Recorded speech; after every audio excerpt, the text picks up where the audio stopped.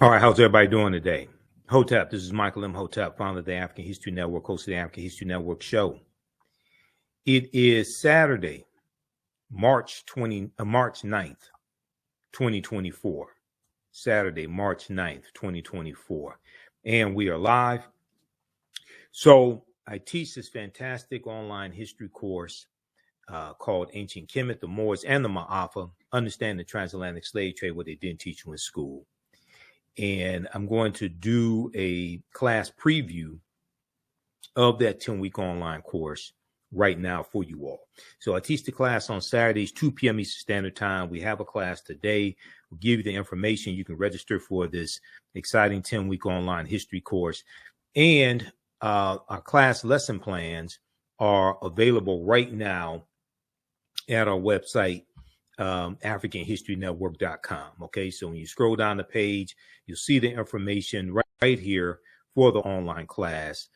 We have classes Saturday, March 9th, 16th, 23rd, and 30th. We do the classes 2 p.m. to 5 p.m. Eastern Standard Time. And then when you scroll down the page, you'll see our class lesson plan. We have the flyer for the current class, and we have the class lesson plans for all 10 class sessions laid out. So you can see the type of content that I deal with. We deal with thousands of years of history and what leads up to the transatlantic slave trade taking place, okay? And I'm going to do a quick class preview for you and go over some of the slides in the class and some of the content. So there are over 200 slides that I'll show you or discuss in the class. There's 80 to 100 articles that we'll look at.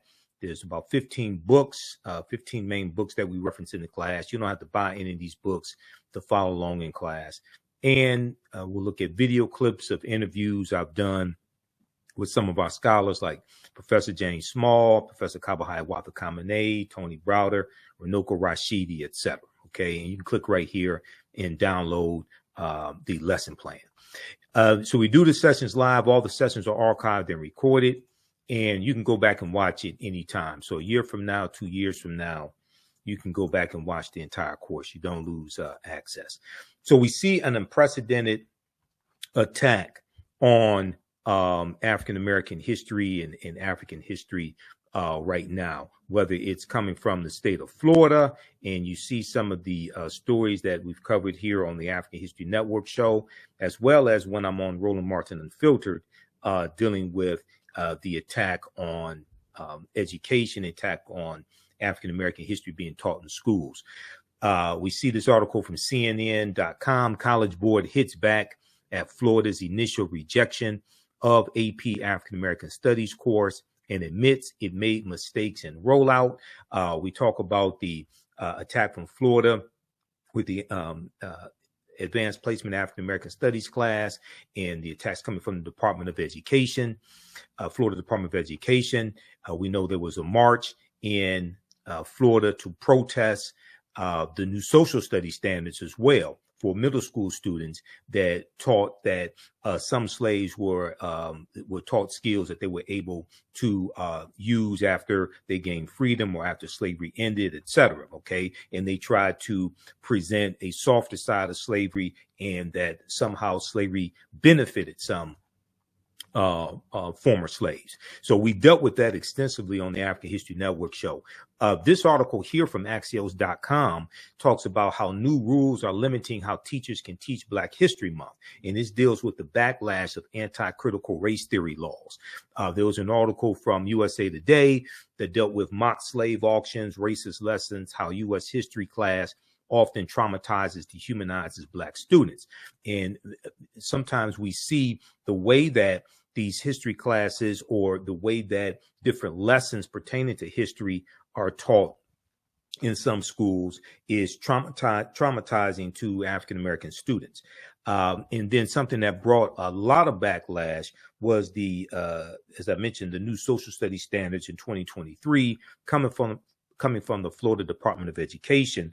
This article here from NBCnews.com, new Florida standards teach students that some Black people benefited from slavery because it taught useful skills. Okay, so we've dispelled a lot of this misinformation here on the African History Network show pertaining to that.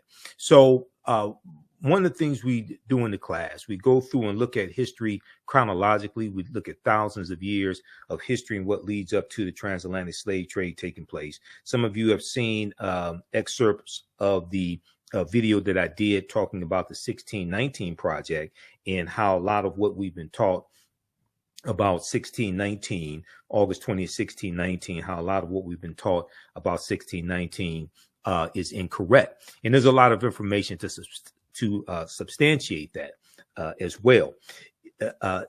What's left out of the conversation oftentimes is the date 1526, because you had the Spanish taking Africans into the territory we call South Carolina and Georgia to try to set up a settlement. And this was 93 years before August 20th, 1619 in Jamestown, Virginia, even though August 20th, 1619 did happen. And at that time, you didn't have codified slave laws in any of the existing colonies.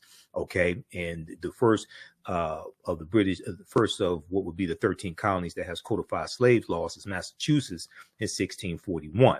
This historical marker right here at Point Comfort in Virginia, Fort Monroe in Virginia notes the arrival of the first Africans in Virginia. And there's a good article that we look at in the class called "Much of What We've Been Told About Virginia's 1619 First Africans is Wrong." This is from VirginiaMercury.com. And those 28 Africans who were originally on a Portuguese slave ship called the San Juan Batista, they're going to be brought into Point Comfort in Virginia, and actually Hampton, Virginia, on the White Line and the Treasurer pirate ships. And it's going to be 20 and odd Africans on that White Lion pirate ship, an English pirate ship, that are going to be traded for food and water and supplies, etc. Okay, so one of the things that we do in the class, like I said, we go through and look at this history chronologically, and we look at the pyramid principle. Two of my teachers, Dr. Leonard Jeffries and Professor James Small, when they teach, they talk about the pyramid principle. And if we look at a pyramid has three sides. The foundation of the pyramid is African history and culture. And it's African history and culture that gives us our VIPs, our values, our interests, and our principles. It gives us a cultural paradigm to see reality through. And it influences the two sides of the pyramid, economic empowerment and political empowerment. Economic empowerment and political empowerment. And the economic empowerment influences how we engage in economics, whether we use white capitalism dressed up in red, black, and green, or whether we use systems like the cooperative systems, which we have a history of using. And these are principles that we brought with us from Africa as well. So, a lot of times when I do presentations, I have to spend like the first 20 minutes just dispelling myths, dispelling misinformation, because there's so much misinformation floating around out here, even though there's an overabundance of accurate information. Check out this article here from the Washington Post called "Before 1619, There Was 1526, The Mystery of the First Enslaved Africans and What Became the United States." The mystery of the first enslaved Africans and what became the United States. This is from the Washington Post, September 7th, 2019. You know that 2019 was the 400th year anniversary of August 20th, 1619. Now, Spanish explorers brought 100 slaves to a doomed settlement in South Carolina or Georgia within weeks. The subjugated revolted, then vanished. But we also have to understand that African people were the original people of North, Central, and South America. Okay, so we look at work from Dr. David Imhotep, who was a friend of mine, and we know he's an ancestor now. He passed away in 2023, but he wrote the book, "The First Americans Were Africans, Documented Evidence." And it deals with the African presence in America dating back at least 51,700 years, who were the Khoisan. The Khoisan have the oldest DNA on the planet.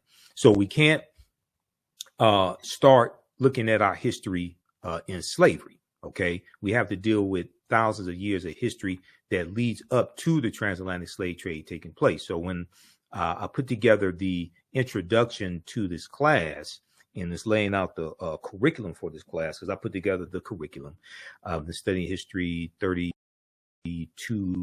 years now. I said we can't start studying our history in slavery.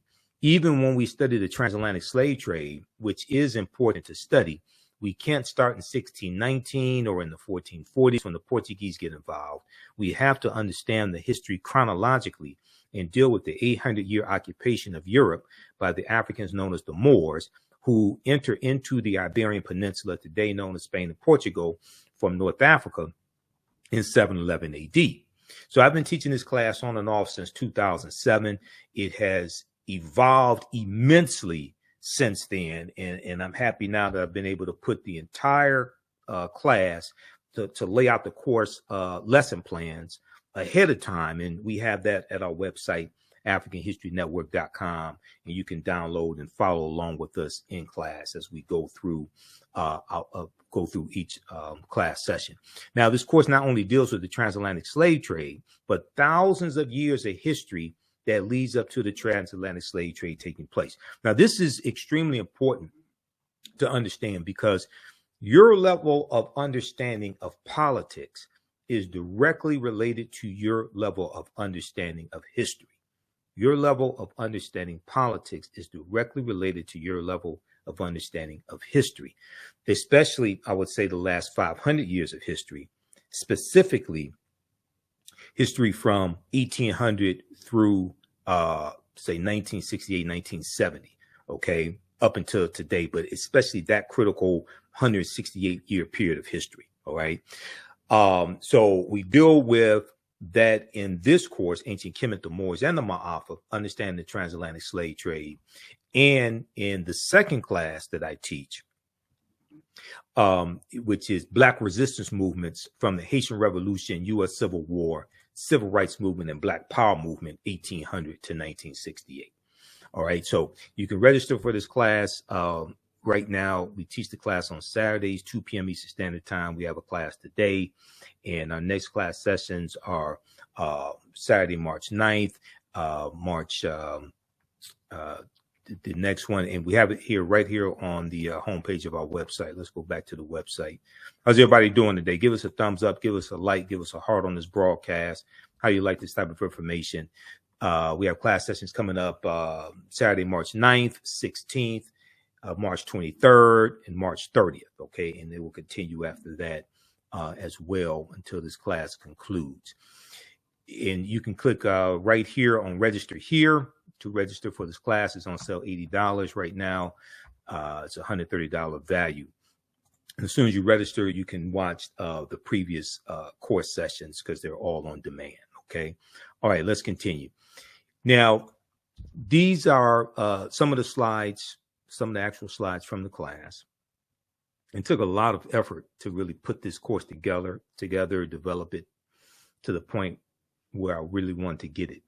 Now, August 20th, 2019 marked the 400th year anniversary of the 29 Africans who came into Point Comfort on August 20th, 1619 in what would later be called the colony of Virginia. This year was known as the Year of Return, as many African Americans were and continue to reconnect to Africa and traveling to Ghana and other West African countries. When we discuss the transatlantic slave trade, we have to first understand that African people are the original people of North, Central, and South America and have been in the land we call the United States of America at least 51,700 years. So when I say things like that, or when other, scholars say things like that, other historians, a lot of times people don't know what we're talking about or think we're saying the transatlantic slave trade didn't happen or what have you. No, that's not the case at all. Yes, the transatlantic slave trade happened, but you have to understand thousands of years of history leading up to the transatlantic slave trade taking place. Okay. And I realized this, years ago. even before I started teaching this class, I realized we have to deal with this chronology of history. So Dr. David Imhotep, who wrote the book, The First Americans Were Africans, Documented Evidence, on page 14 of his book, he lays out evidence found in Allendale County, South Carolina, by archaeologist Dr. Albert Goodyear in 2004. And Dr. Albert Goodyear and his team, they found 13 different types of evidence that thoroughly document an African presence in the land that we call the United States of America, dating back at least 51,700 years. Okay. They found artifacts, architecture, campsites, carvings, Egyptian writings, footprints in lava, genetic M174D haploid groups dealing with DNA and genetics.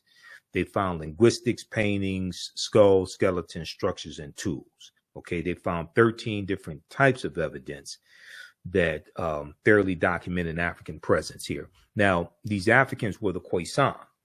Okay. This is before Europeans come into existence. Well, let me rephrase that. This would be before any European civilizations, and this would be before Native Americans come into existence.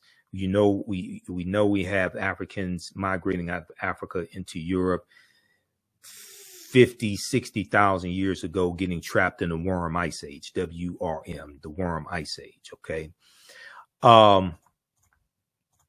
If we look here at this article from ScienceDaily.com, new evidence puts man in North America 50,000 years ago. New evidence puts man in North America 50,000 years ago. November 18th, 2004 from ScienceDaily.com.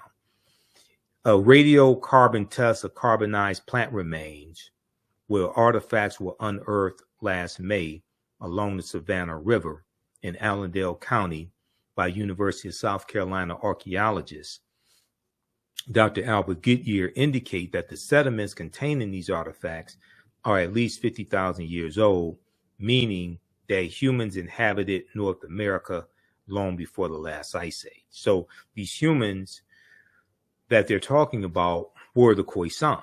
Okay, so who were the Khoisan, right? These are the short-statured Africans, derisively or pejoratively or negatively, derogatorily called Bushmen or Pygmies, right? Now, an October 2012 genetic study published in Science magazine found that the Khoisan in southern Africa are the oldest ethnic group of modern humans, with their ancestral line originating about 100,000 years ago, with their ancestral line originating about 100,000 years ago. The Khoisan, formerly called by the derogatory term Bushmen, are genetically unique, and no other currently known population had separated so early from our common modern human ancestor, according to the report. Now here is a picture of a couple of Khoisan women. And there's numerous articles written about the Khoisan as well. And then we see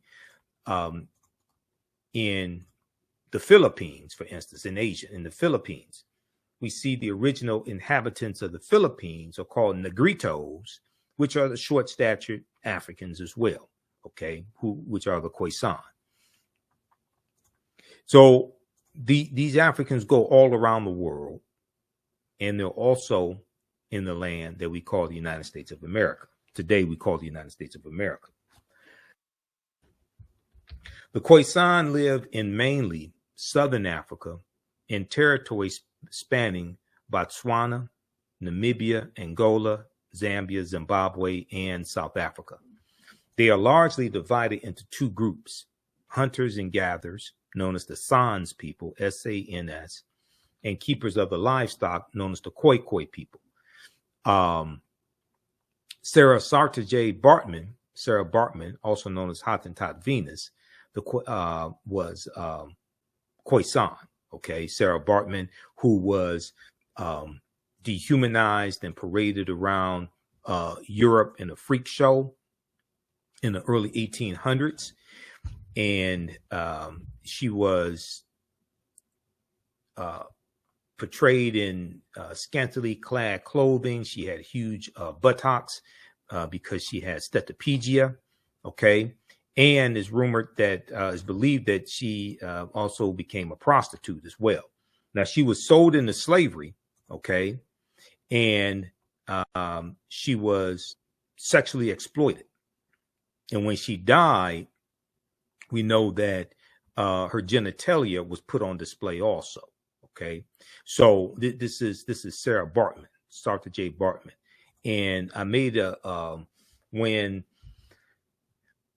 in 2023, when the Essence Music Festival took place, and they aired on Hulu, okay, on Hulu, the streaming service Hulu, they aired the Essence live, okay.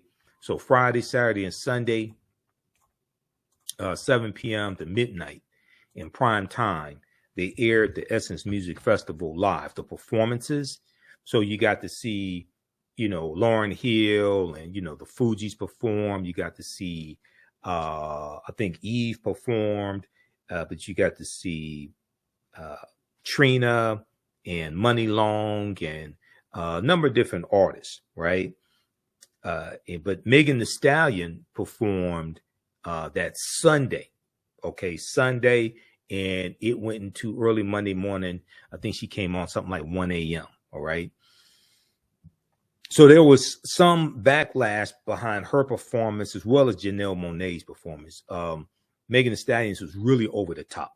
India Arie put out some statements on Instagram criticizing both of their performances.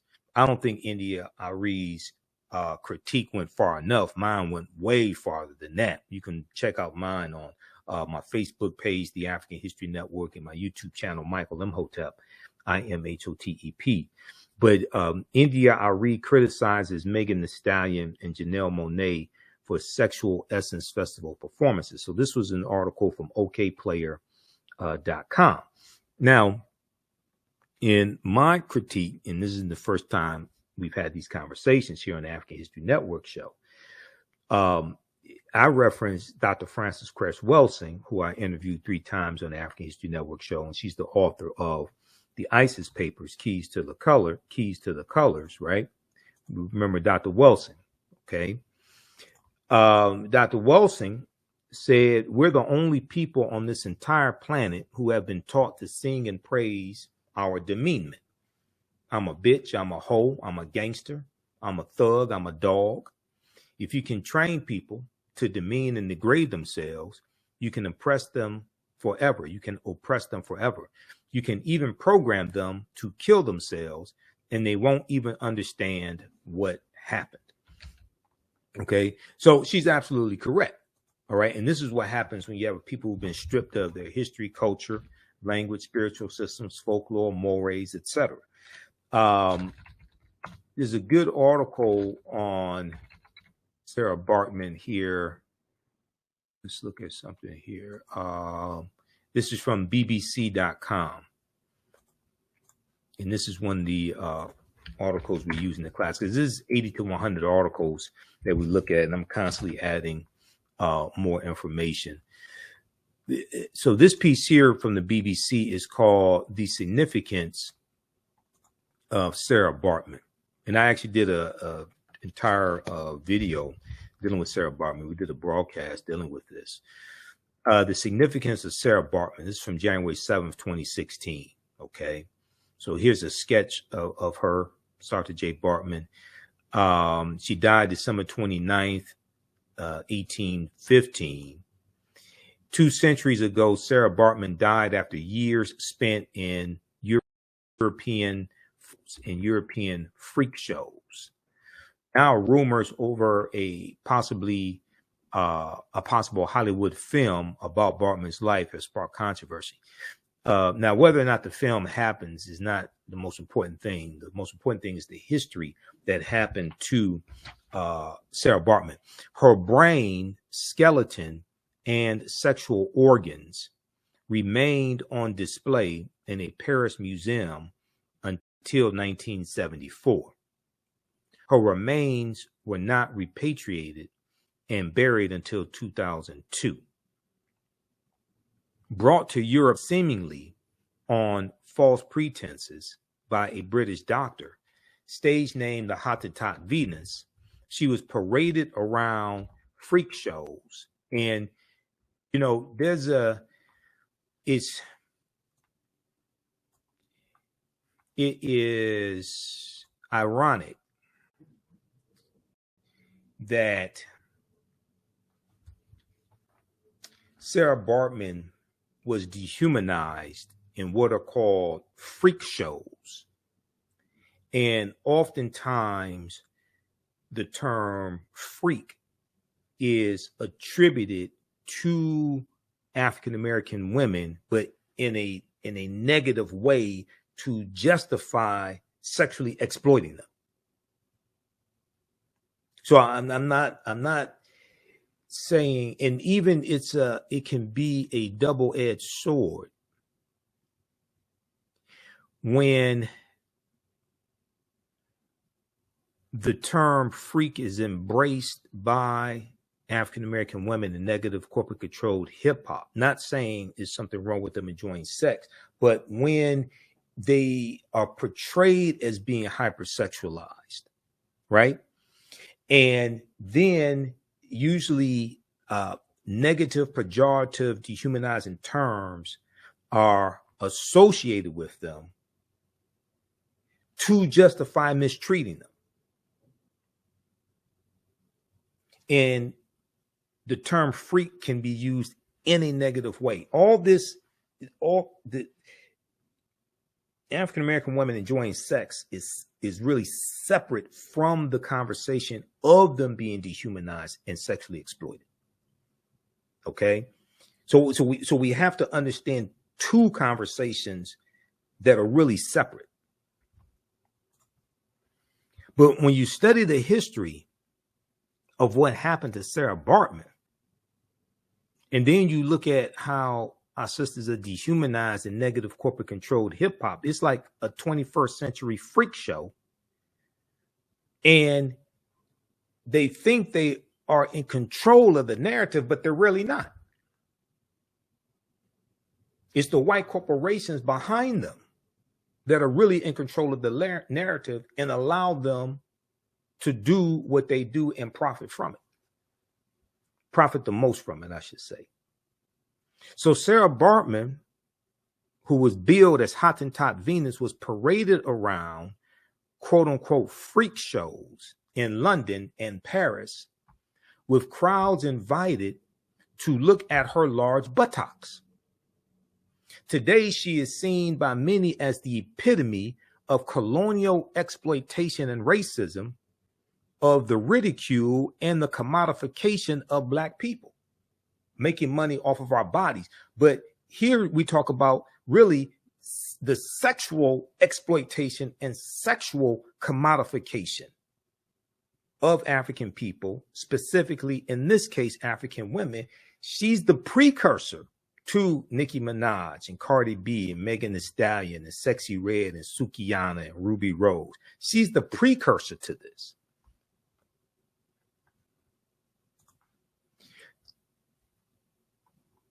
Okay, so if we continue, let's see. Hold on, I'm going to get past this Beyonce stuff. Sara Baartman's life was one of huge hardship. It is thought she was born in South Africa's Eastern Cape in 1789. Her mother died when she was 2 years old, and her father, a cattle driver, died when she was an adolescent.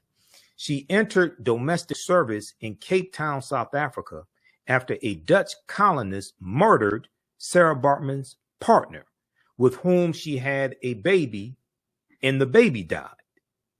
In October 1810, although illiterate, Sara Baartman allegedly signed a contract with English ship surgeon William Dunlop, D-U-N-L-O-P, and mixed race entrepreneur Hendrik Caesars,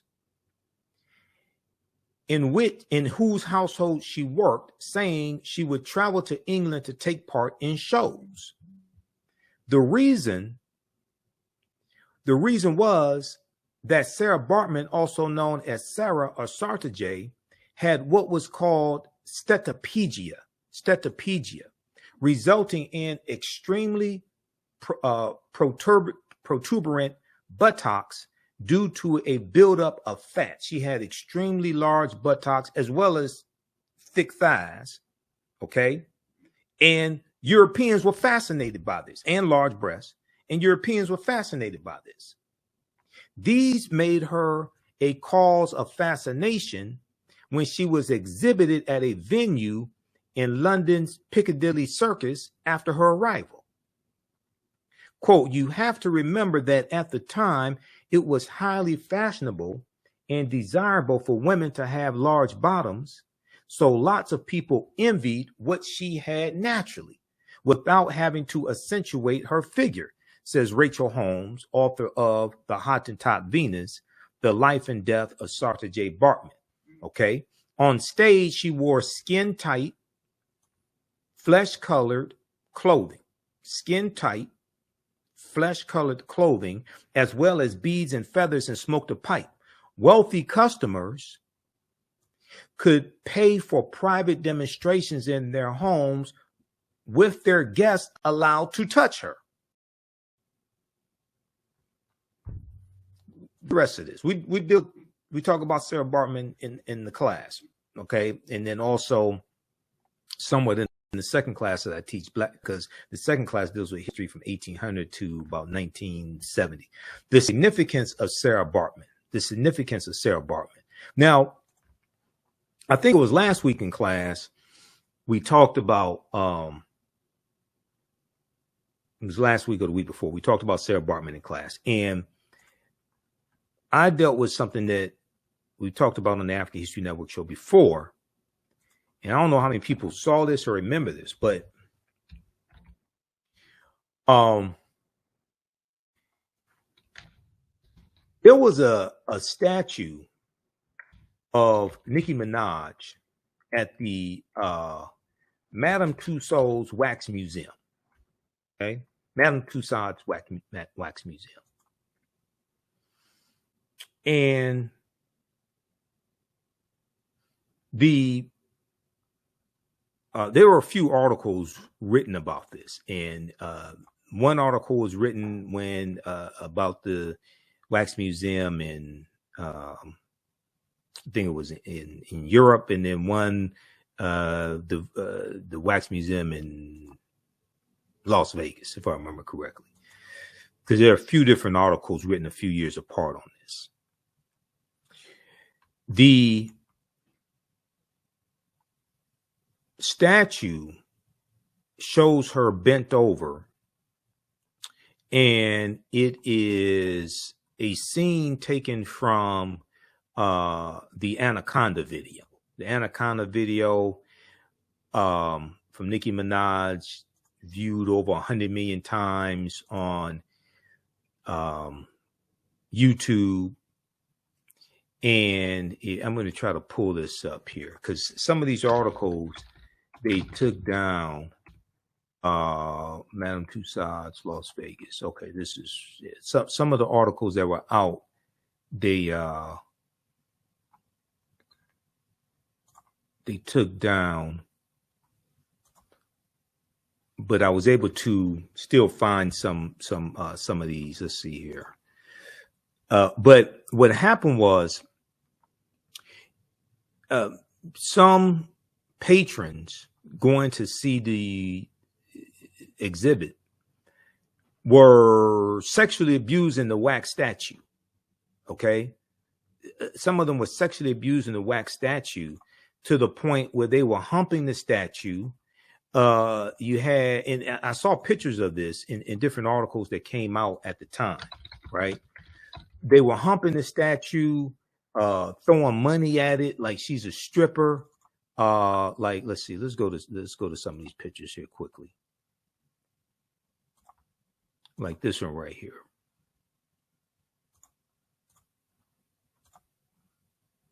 So they were throwing money at the statue of Nicki Minaj. So this is a scene from the Anaconda video. Now she approved of the statue and the position of the statue with her bent over, things like this. I don't know how many other statues they had of women bent over, scantily clad. But here you see this sister with money like she's at a strip club, okay, doing this to a statue of Nicki Minaj. Then you had other pictures, like you had other people disrespecting it, like this couple right here. And, you know, the woman is, okay, she may be kissing it, but it looks like the guy is trying to hump on the statue of Nicki Minaj. All right, so you had this right here. And the question you have to ask yourself is, what happens when the image of African Americans, in this case, African American women, is hypersexualized and projected around the world? Because the way you treat a people is largely based upon how you think about a people. How you think about a people is based upon what you've been taught about a people. What you've been taught about a people is based upon everything you've read, heard, and seen about a people. So when you study Sara Baartman, Sara J. Baartman, right, and how she was sexually exploited, you see that that's the precursor to the when we talk about a singular person, we see that's the precursor to a lot of what we see today dealing with sexual exploitation of African American women. But now it's even worse because you have negative corporate control with hip hop. So then you had this guy who thought, I guess he thought it'd be a good idea to hump the statue of Nicki Minaj. All this is very well documented. There were articles about this when this came out. Okay. Now, I don't know how many other statues got sexually exploited, what have you. And it got so bad, what happened was the museum had to put security guards around the wax statue of Nicki Minaj to keep people from abusing the statue. The museum had to put security guards around the wax statue of Nicki Minaj to keep people from abusing the statue. So you have to ask yourself this question. Well, if people think it's all right to abuse a statue of a Black woman whose image has been hypersexualized, then what would stop them from abusing Black women who they perceive to be hypersexualized as well? Now, this article here from USA Today, Nicki Minaj's Madame Tussauds wax figure has fans confused. Does Google not exist? Now, this is a later article. This is from January 8th, 2020. This is about the statue in Germany, Madame Tussauds in Germany. Okay. And this statue, they said, it displays the unlikeness to her. Okay. They were saying how it looked like her. So then they show, let me see, they show the real Nicki Minaj right here, a scene from Anaconda, and then they show the statue. Okay. I still don't know why, what would, out of all the poses you can have Nicki Minaj in, and even in the video, she ain't bent over the whole time in the Anaconda video. Why would you choose that? I know she approved of it, but that just goes to show how, at least at that time, she lacked critical thinking skills or lacked maturity to understand the ramifications of this. But why would the museum think it would be all right to have a statue of her bent over like that?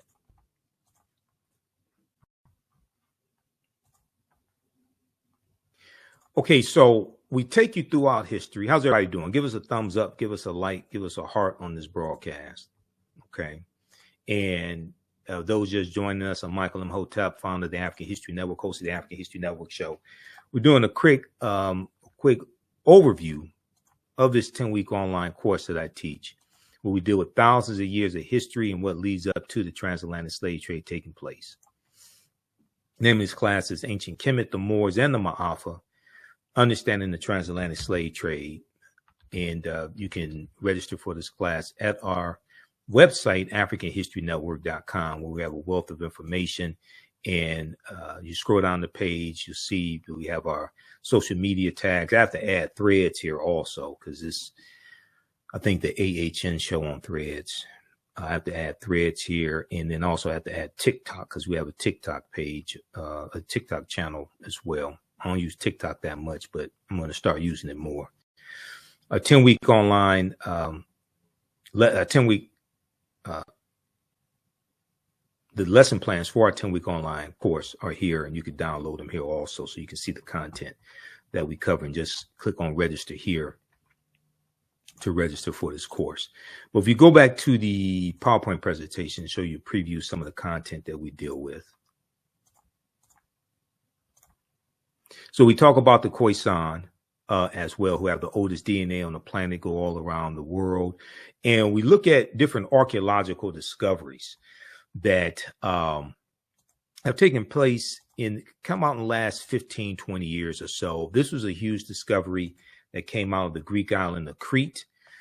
Crete has been an island for more than 5 million years. This was an article from the New York Times, February 15th, 2010, on the Greek island of Crete, new evidence of very ancient mariners. Okay, on the Greek island of Crete, new evidence of very ancient mariners. On Crete, new evidence of very ancient mariners. Stone tools found on the Greek island of Crete over the course of 2 summers, archaeologists say are at least 130,000 years old, which is considered strong evidence for the earliest known seafaring in the Mediterranean, and calls for rethinking the maritime capabilities of pre-human cultures. Okay. And they say that this is causing them to have to rethink everything. And it really seems that this pushes the history of Mediterranean voyaging back more than 100,000 years, specialists in Stone Age archaeology say. So we know at least 130,000 years of our history has been stolen. Okay. We look at the lost Egyptian city known as Tanis Heraklion, which was lost about 1,200 years ago. It's built around 8th century BC. It was swallowed up into the sea about 1,200 years ago.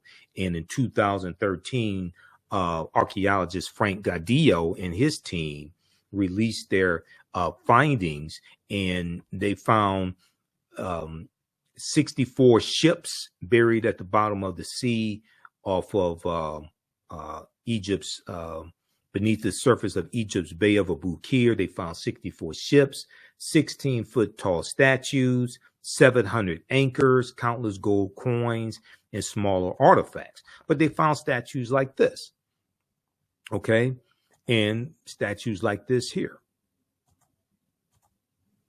So before this discovery of the physical remains, Tanis Heraklion existed only on paper. Okay, Tanis Heraklion existed only on paper.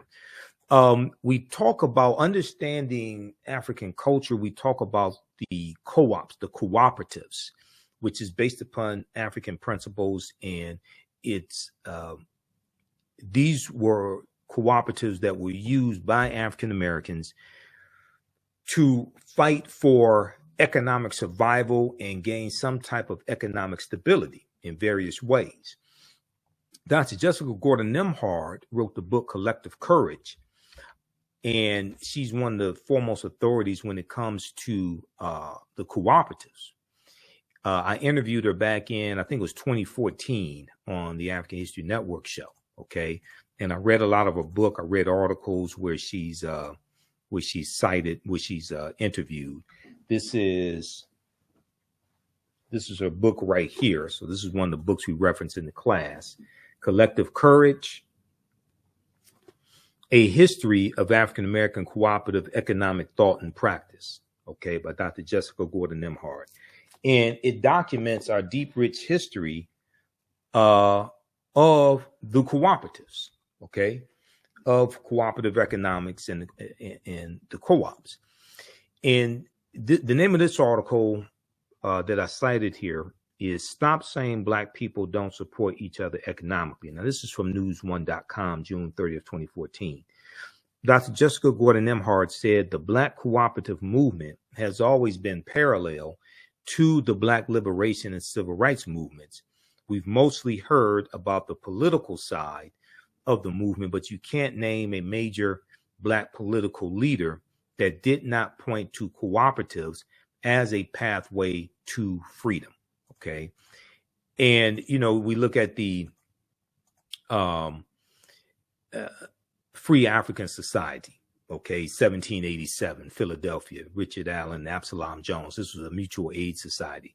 There was a good article from the Associated Press, Mutual Aid Networks Find Roots in Communities of Color, which talks about how cooperatives were making a resurgence during COVID-19. Okay, the nonprofit organization Town Hall Project created Mutual Aid Hub to track all the various collective efforts when the coronavirus began its rapid global spread in March 2020. Back then, it counted only 50 mutual aid groups, but by May 2020, the number grew to more than 800 in 48 states, driven by what the hub's lead organizer, Shivani Desai, called a, quote, grassroots explosion of organizing, end quote. While these informal networks have sprouted up in response to the pandemic, mutual aid organizers and scholars say they have existed long before then. Few are aware of their deep roots in communities of color, where such networks have been built for centuries.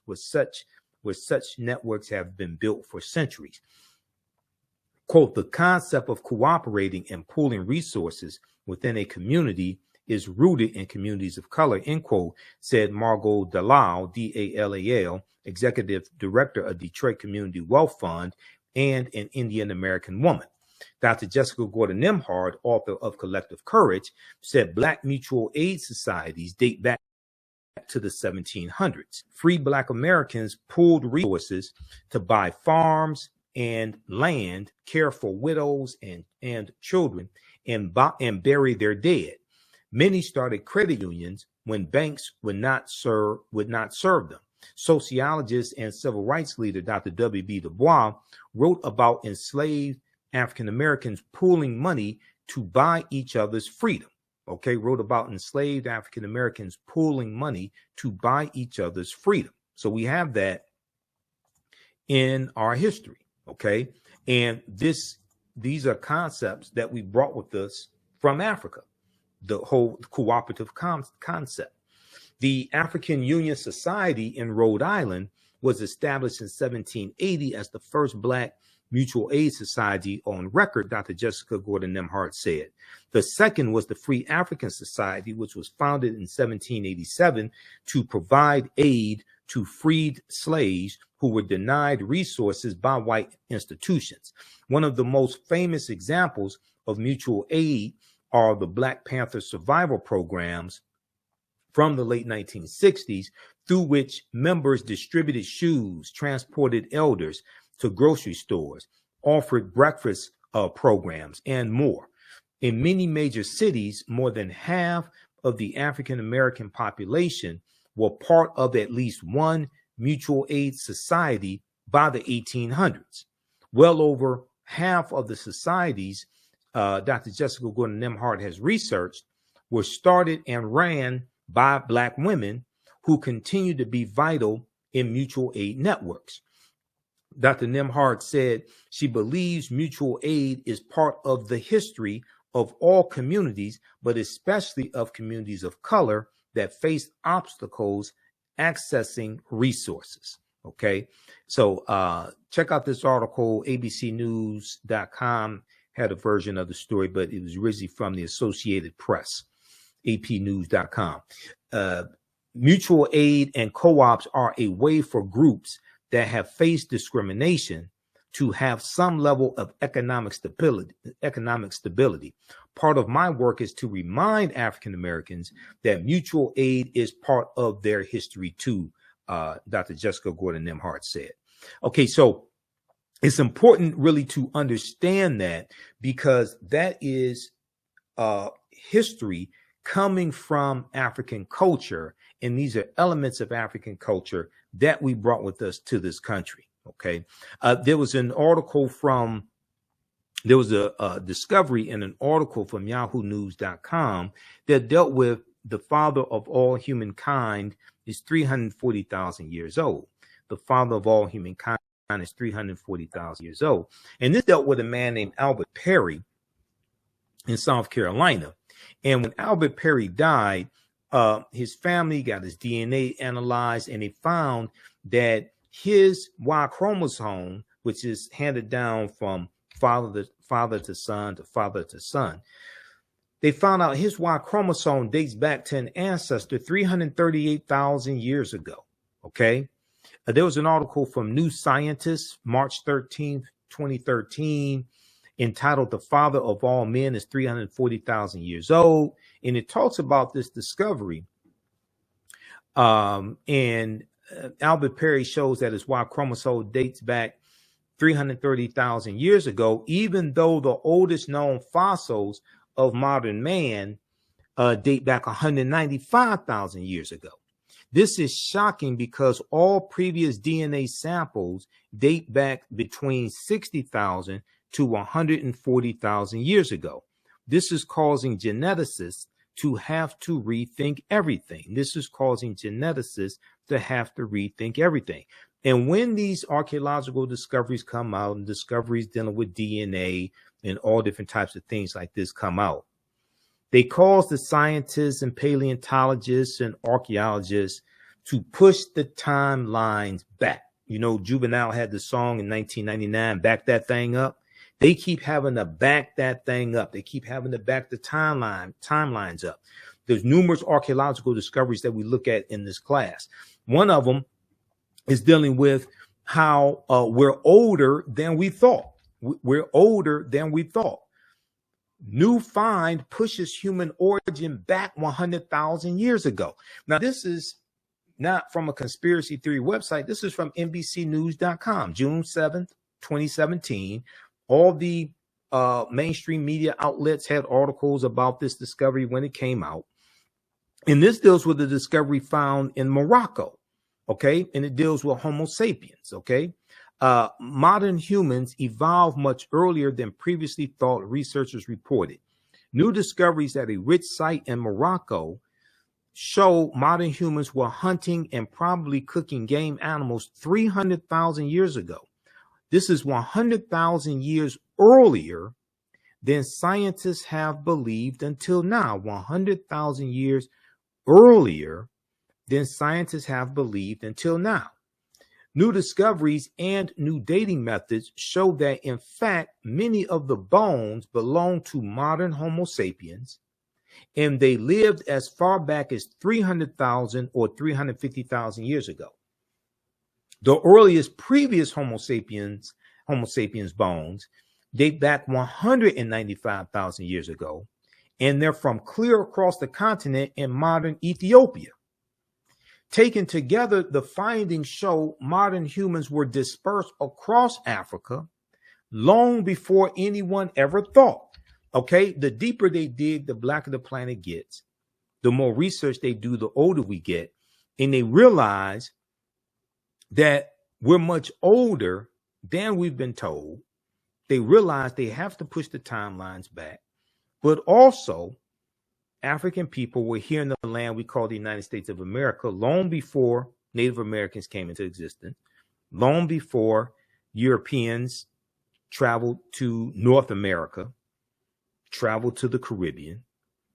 Okay. And this is what Dr. David Imhotep lays out in his book, The First Americans Were Africans, Documented Evidence. When we look at the African presence in Asia, the earliest modern human, Homo sapiens sapiens, populations of Asia were also of African birth. Here we are speaking of the diminutive Africoids, the extremely important and much romanticized family of Black people, phenotypically characterized by unusually short statures, skin complexions that range from yellowish to dark brown, tightly curled hair, and in frequent cases, like many other African people or Black people, steatopygia, okay, like Sara Baartman had. They are probably more familiar to us by such pejorative terms as pygmies, negritos, and negrilos. Similar peoples who live today in Southern Africa have been titled Bushmen. More accurate names for these latter people are San, translated as original inhabitants. Okay, so we see Africans throughout Asia, and when we look at the first inhabitants of the Philippines, right? These are the Negritos, the short-statured Africans. There's an article from face-to-faceafrica.com. And let's see if I can pull this up here. I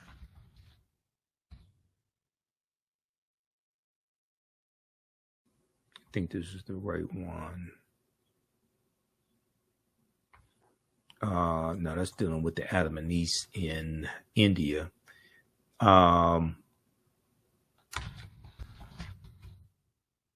See what the name of that one, dealing with the Philippines. Oh, yeah, these Native Africans, I think this is it right here. These Native Africans were the original inhabitants of the Philippines. So this is from face-to-faceafrica.com. So how y'all like this type of information? Give us a thumbs up, give us a heart, give us a like on this broadcast, and register for this 10-week online history course that I teach. We get deep into this history. And like I said, all the sessions, we do them live, but they're all archived and recorded, so you can go back and watch them anytime. Let me close this video out here.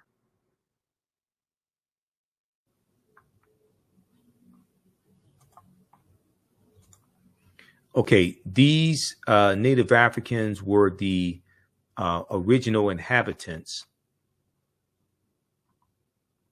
These Native Africans were the original inhabitants of the Philippines. Now, this is from October 26, 2018, this article, face-to-faceafrica.com. The Aeta, A-E-T-A, or Acta, A-G-T-A people are the indigenous black-skinned people who inhabit the remote and mountainous regions of Luzon, L-U-Z-O-N, Luzon, Philippines. The Aeta are under the bracket of Austronesians, groups in Southeast Asia and East Africa that speak languages belonging to the Austronesian language family. Austronesians also reside in South Africa, Suriname, Mauritius, and some portions of the Andaman, okay, the Andaman Islands, like the Sentinelese. The Aeta are also considered to be Negritos, name given to them by Spanish conquerors. They have dark brown to extremely dark brown skin, kinky and curly hair, which ranges in dark brown to blonde, small noses, dark brown eyes, and possess short height. Okay, so read the rest of this article here, but they show you some of the Negritos. They show you some of the Aeta. Okay, and these are descendants of African people. These Native Africans were the original inhabitants of the Philippines.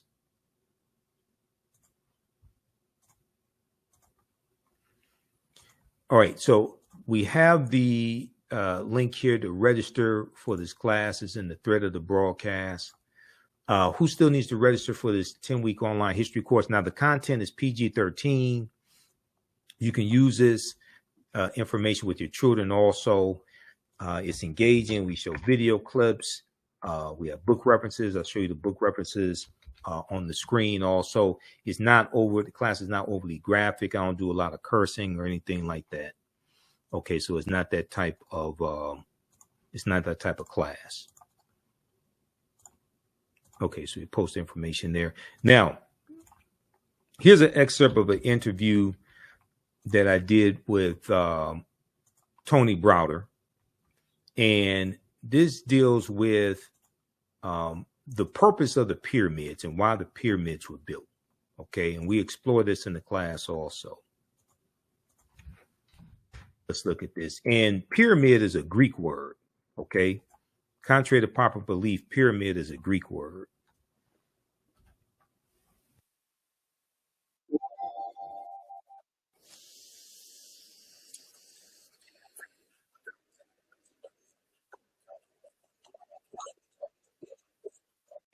Kemet civilization fell in 332 BC with the advent of Alexander of Macedonia conquering Kemet and turning Kemet into Egypt. Egypt is a Greek word. Pyramid is Egypt Greek. is a Greek word. So most of the names of African places and things and people have been changed by non-African people. So if you don't know the original names, you'll never be able to understand the history, the culture, the science, the philosophy, and the concepts as they were originally created. Let me give you one example of that. Pyramid is a Greek word, which means little flat cake, like a pancake. The original word for that structure is mir, M-I-R. And the word mir means the place of ascension. So mir, there are no bodies buried in any pyramids of mir in the entire Nile Valley. None, zero. So anytime anybody tells you that the pyramids were tombs, that is a lie, whether it's an intentional lie or unintentional lie based on ignorance. Mir were always built over tombs. The tombs were underground. So the word mir means the place of ascension. The place of ascension. And the purpose of a mir was to facilitate the ascension of the soul buried underneath it into heaven, where that soul would be reborn. And they were very specific about where in heaven a soul would go to be reborn. So the first text which documented this journey of the soul into the afterlife was carved in the burial chamber of a tomb known as the Pyramid of Unas, right? So it's in his burial chamber where you find the oldest written religious documents in the world were inscribed on the walls of this particular tomb. That talks about the soul, that talks about the process for the salvation of the soul, that talks about the judgment of the soul, and the place where souls go to be reborn. So the framework for Western religions can be found in the Nile Valley. So it's important to reclaim the names. It's important to understand chronology and history. So in that context, Alexander of Macedonia conquered Kemet in 332 BC. And the word Egypt derived from the name Ha-Ka-Ptah, which is the temple of the spirit of Ptah in the city of Mennefer, which was later renamed Memphis by the Greeks. And so that word Ha-Ka-Ptah became Aegyptus, which was Latinized and became Egypt. That's how that word devolved, not evolved, it devolved because it lost its essence through the evolution of the word.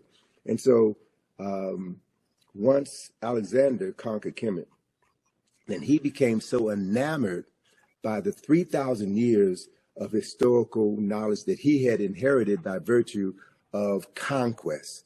And so he no longer referred to himself as Alexander, son of Philip of Macedonia. He called himself Alexander, son of Ammon, son of Amen, the unseen presence of God Almighty, which is a upper Nile Valley concept, right? And so the Greek rulers then descended from Alexander's line. And Cleopatra is the last of these Greek rulers. So Cleopatra, for all intents and purposes, Cleopatra was not African. She was not Kemetic in the literal sense of the word. And so my thing is, don't get caught up in Cleopatra. There are other personalities of more historical and cultural significance who we should be focusing our attention on. So I would bypass Cleopatra discussion and focus on Queen T, who was one of the baddest queens in human history. Right. She was one of the most powerful rulers on earth. She was the wife of Imhotep III, and their statue in the Egyptian Museum in Cairo is the largest statue in that building. And anyone who looks upon that statue could see the nationality, or the race, if you will, of who these two African people were. And it's very clear that we understand the chronology. Queen T was the wife of Amenhotep III. The son was Amenhotep IV, who changed his name to Akhenaten. And Akhenaten's son was the person that we call King Tut.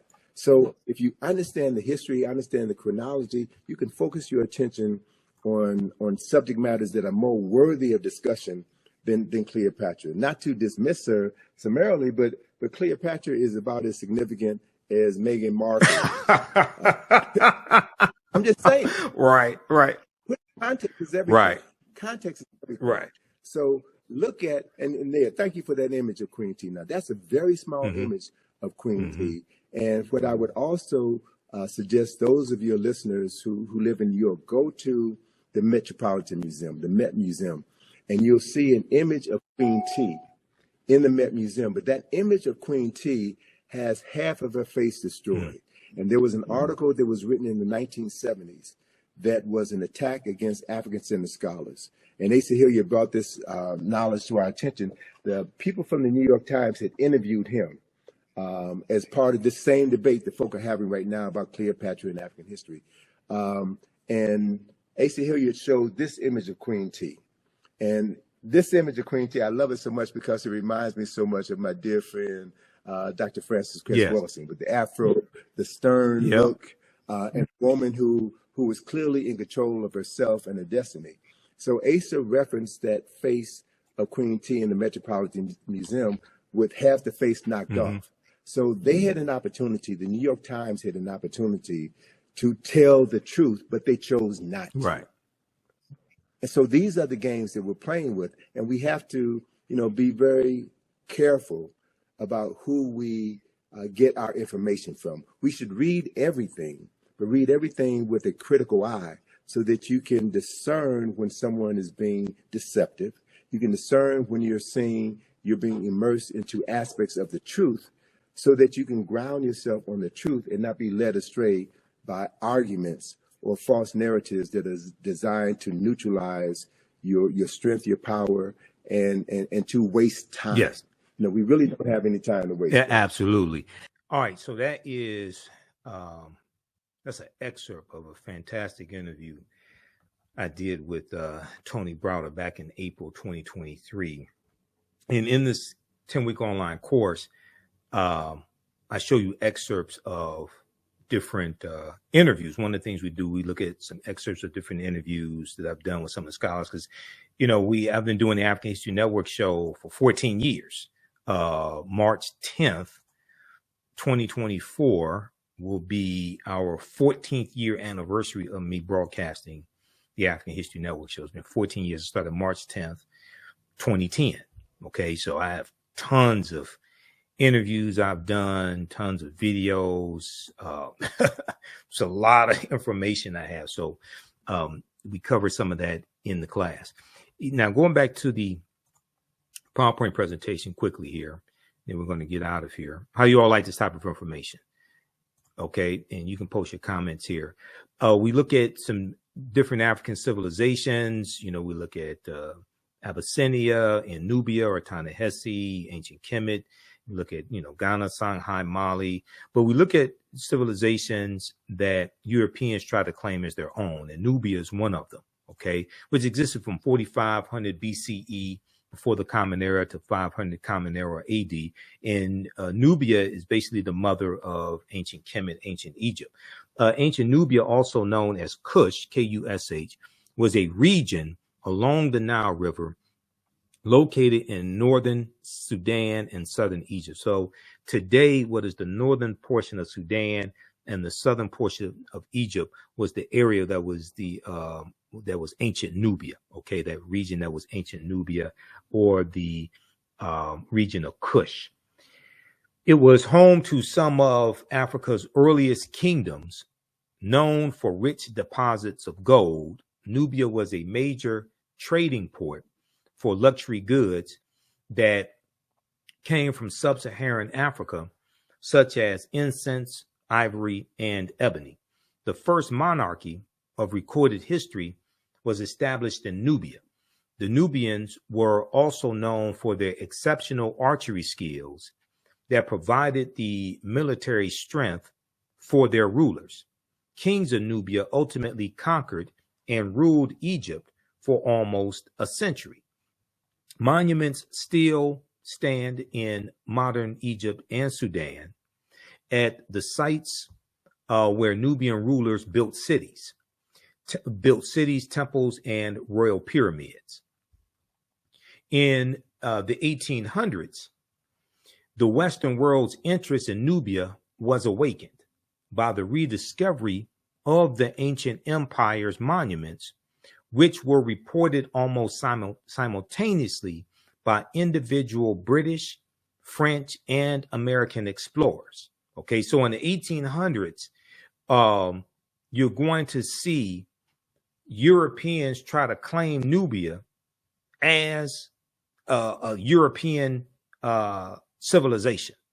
Many of them found it difficult to credit indigenous Africans for building such a civilization.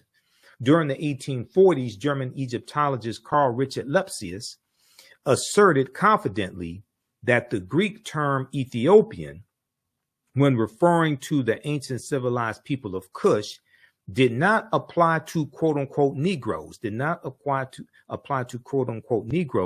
but was used to describe reddish skinned people closely related to the Egyptians who quote unquote belong to the Caucasian race. Okay, a reddish skinned people closely related to the Egyptians who quote belong to the Caucasian race, end quote. Because when Napoleon conquers Egypt in 1798, he's taking scholars in and they're studying Egypt, and then they are going to claim, and then 1798 going to the 1800s, they're going to claim that Egypt, these were Caucasians. Okay, they may say they're brown-skinned Caucasians or something like that, but they come up with these theories to try to say that no, it wasn't Black Africans, it wasn't Negroes that did all this, it wasn't Negroes that built the pyramids. No, these were Caucasians. They may be brown-skinned Caucasians, but they're still Caucasians. And then they do the same thing with Nubia and say that the Nubians were reddish-skinned people closely related to the Egyptians, but the Egyptians belong to the Caucasian race. Anything to say that these were not Black Africans. Now, in 1852, when the American diplomat Bayard Taylor visited Sudan and gazed upon the temple carvings of gods and rulers with clearly African features, he also found it inconceivable that they could have been created by black-skinned Africans. Rather, he asserted, echoing Richard Lepsius, they must have been created by Egyptians or immigrants from India or Arabia, or an offshoot of the white race. AtlantaBlackStar.com has a fascinating article, 5 Ancient African Empires Besides Egypt that Europeans and Arabs tried to claim as their own. And we see this throughout history, and a lot of this history gets twisted around in the 1800s, right? So there's a good video. It's on TikTok and YouTube, things like this. This is of a European scientist who is confronted with the fact that this ancient Egyptian pharaoh, or Nasubiti, this pharaoh, and this one is Nubian, that this person was Black African. Okay, now it is true that the racial classifications of quote unquote Black did not exist in antiquity in ancient times. And we talked about this when we dealt with Queen Cleopatra VII and the documentary African Queens from Jada Pinkett Smith. Okay, These are the racial classifications that we use today, developed over the 16th, developed over basically the 1600s, 1700s, and 1800s. Okay, they didn't exist in antiquity. Check this out.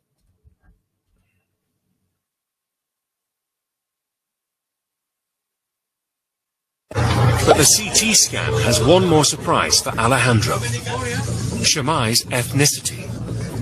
Well, they have just told me that Shemai had Nubian features, which means that their ruling family was probably Nubian, and that was unexpected.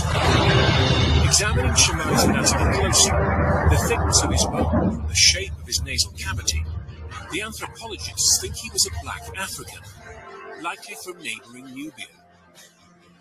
A huge revelation that challenges the prevailing image of the Egyptian ruling class. We always heard the ancient Egyptian elites were Mediterranean type, and in this sense, Shemai is representing the society of the frontier, in which different ethnic groups were mixed.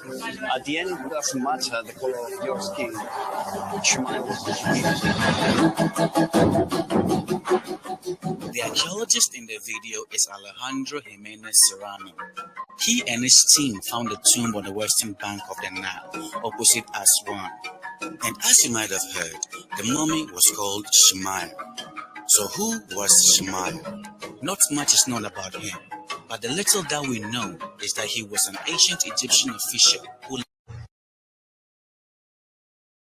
All right, so what happens is that the scientists, had a head-on collision with the truth, and it's things like this turn the archaeological world upside down. They cause the scientists to have to confront the truth that these were Black African people. These weren't brown-skinned Caucasians or anything like that, right? It causes them to have to confront the truth. We talk about the Olmecs in Mexico, and we cite some information from Dr. David Imhotep, the first Americans were Africans, who deals with the Mandinka Egyptian Olmec connection on page 82 of his book. We talk about Abubakari II traveling to the Americas as well in 1311 AD, 1311 AD, Common Era. We also look at there was another lost city of Egypt called Dazzling Aten, which in the last few years we learned about that lost city as well. Pharaoh Unas, Nusubiti Unas of the fifth dynasty. He has in his pyramid, you have the what would be called the pyramid texts, and these are like the oldest spiritual writings in recorded history.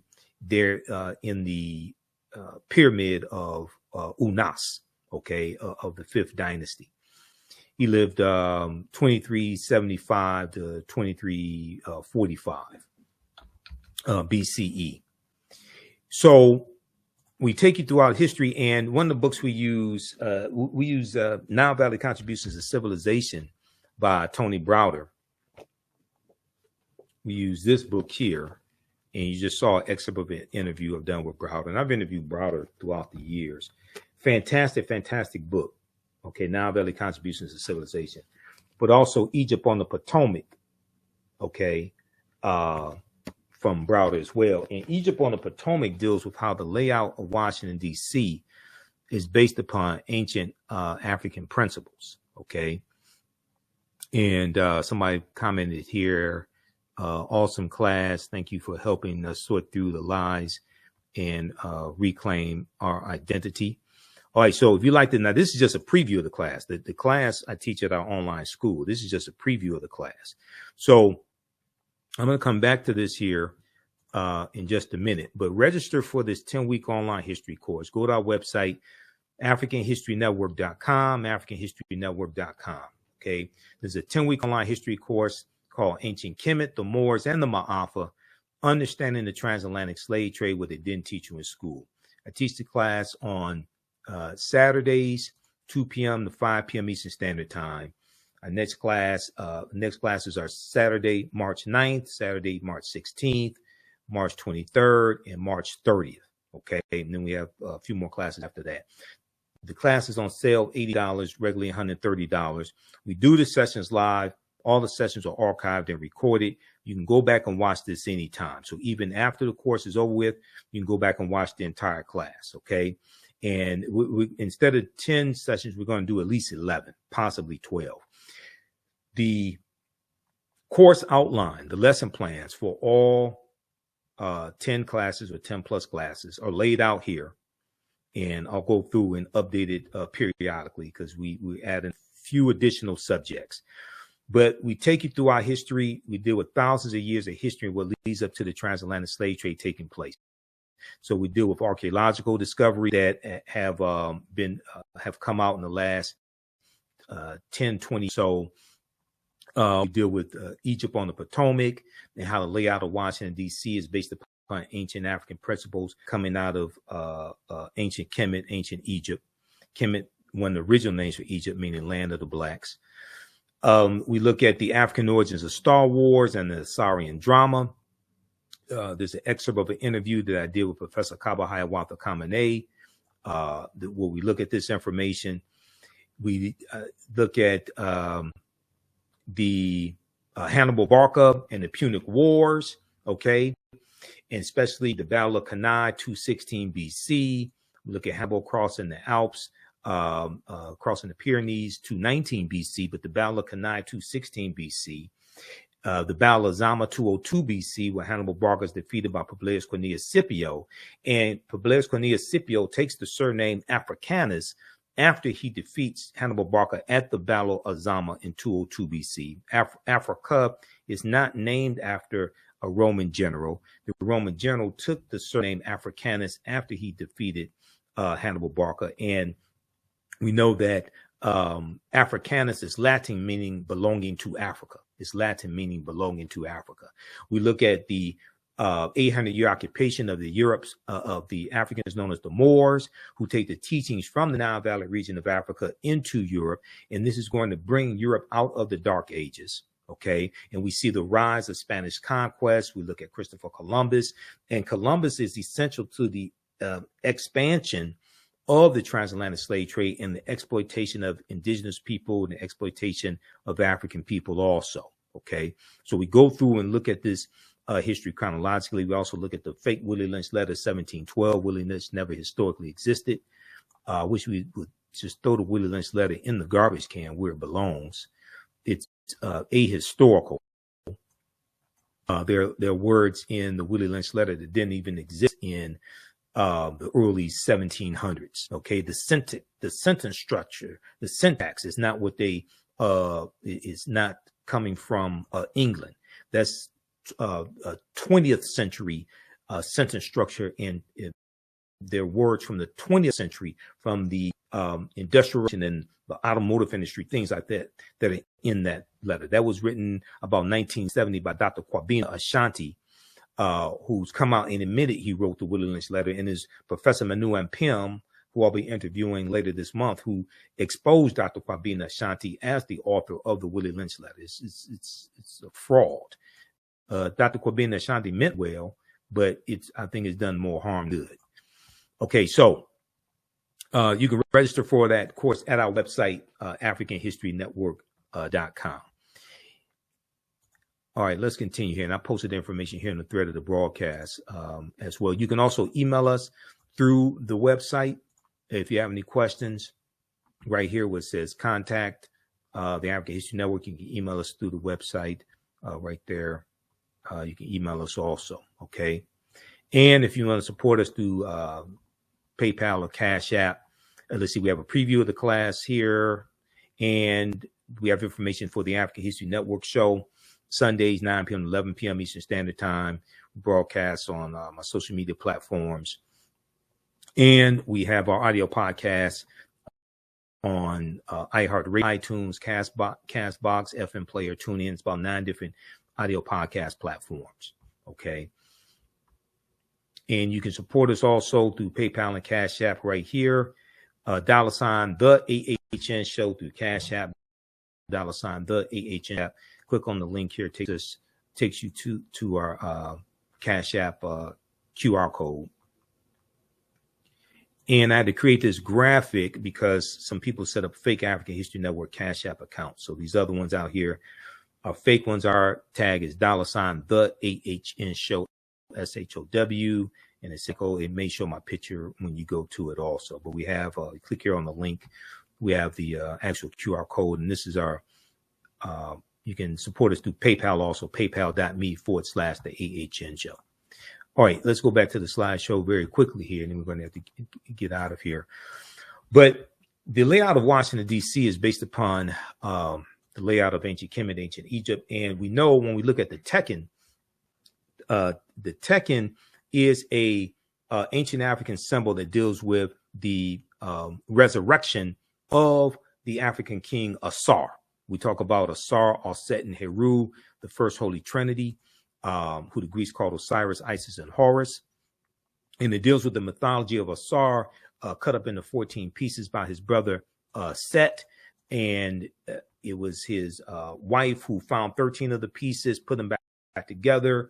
And it just deals with, it took her 70 days to do this. And this is why the mummification process takes 70 days.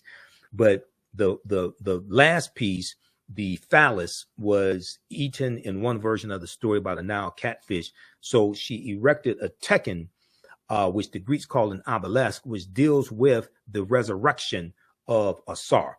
But you have Tekkenu plural, that have been taken from Kemet, from Egypt, to other places in the world, like London, England, Paris, France, and New York City. There's a good article from face-to-faceafrica.com called Cleopatra's Needle, how 3 ancient Egyptian obelisks ended up in New York City, London, and Paris. And an excerpt from the article says ancient Egyptians called obelisks Tekkenu, and they were also used to tell the time in the past. Their pinnacles were basically covered in gold to reflect the sunlight. Historians say that obelisks represented immortality and eternity, and their long structure helped connect the heavens and the earth. Currently, Cleopatra's Needle is the name given to 3 ancient Egyptian obelisks, one in New York City, one in London, England, and one in Paris, France. However, they do not all come from one Egyptian site. Okay, the obelisks in New York and London are carved out of red granite from the quarries of Aswan, a major source of stone for Egyptian antiquities. The 2 obelisks were commissioned by Pharaoh Nesubiti Thutmose III for the Temple of the Sun in Heliopolis near modern-day Cairo, with each weighing about 224 tons and standing 68 feet tall. So we know that in the story, Heru is born of a virgin birth to the mother Auset, who's the wife of Asar or Osiris. And Auset means she of throne, or she is throne. Okay, and she was the first queen of Kemet, or Egypt. There were approximately 1,200 Tekkenu built in Kemet in ancient times. Okay, and with the different Neteru, Neteru for plural or Neter for singular, who Europeans would refer to as deities or gods with a little g. The attributes of Auset were, she was associated with love and fertility, and she was oftentimes depicted with a throne on top of her head, because what determines who is going to sit on the throne in ancient Kemet, it came through the woman's side of the family. Okay. Some people say matrilineal. Professor James Small says matrifocal, but it came through the woman's side of the family. Now, there were approximately 1,200 tekenu built in Kemet in ancient times, but only about a dozen are found in Egypt today. Many of the tekenu were removed from Egypt and are now in Istanbul, Turkey, London, England, Paris, France, Berlin, Germany, New York, Rome, Italy, Vatican City, and elsewhere throughout the world. The tekenu are now called obelisks by their new owners, and few know their origin or that they symbolize the resurrection of the African king Asar. So page 17 of Egypt on the Potomac by Tony Browder, he talks about this, and that's one of the books we use in the class as a reference. Okay, you can buy these books if you want to, but you don't have to buy the books to follow along in class. The word Mason is derived from the Latin words mass and sun. Mason means child of light and expresses the desire to pursue light, which is a metaphor for the sun, which symbolizes knowledge. The term child of light or sons and daughters of light was first used to identify students who had completed 42 years of study in the temples of ancient Kemet. Many Masonic temples were modeled after the temples of Kemet, places where light or knowledge was imparted in a series of steps or degrees. Okay, so the whole concept of going to an institution of higher learning and getting your credentials in a series of degrees, associate's degree, bachelor's degree, master's degree, PhD, etc. That comes out of ancient Kemet, the liberal arts, the 7 liberal arts that George G.M. James talks about in Stolen Legacy, the rhetoric and the logic and arithmetic, things like this, that comes from the ancient Kemetic educational system coming from the Nile Valley region of Africa. And this is going to influence the European educational system, which was for the ruling elite, or maybe the top 10%. And it also influences the European secret societies or societies with secrets. Masonic temples are considered houses of light or temples of learning. The term Mason, which means child of light, is a direct reference to the highest degree of the Kemetic education system. The 33 degrees of instruction within Masonry represent a fraction of the 360 degrees of instruction that comprise the Kemetic system of education. Yet with less than 10% of the wisdom of ancient Kemet, Freemasons have held positions of influence and power throughout the world for over 200 years. All right, so we take you through our history and we look at different African civilizations.